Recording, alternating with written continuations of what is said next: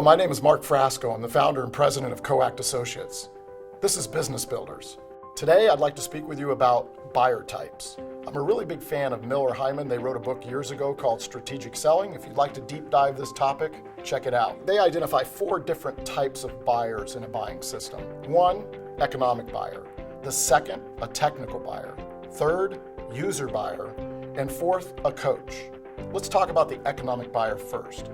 Economic buyer is typically the buyer who is allocating the financial resource to whatever it is that they're buying from your organization. They sign the check or they approve the budget. This is not always the person that we should necessarily be selling to, but it is the person that will allocate the resources, the financial resources to the buy. Second, technical buyer. Technical buyer is characterized as someone who is evaluating your competency, your ability to supply what it is that you supply against other competitors. So they're technically evaluating whether or not your product or service is a fit for what it is that they need. They're an expert, if you will. Third, user buyer. A user buyer is what it says. It's a person in the organization who would be using your product or service that's being supplied. So they have a distinct opinion about features and benefits of your product or service, and it should be identified. Fourth is a coach.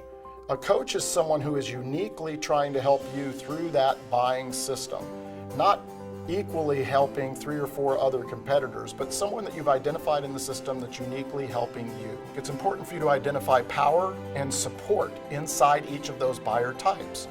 So look at a grid, if you will, matrix, with power on one side and support for your solution on the other.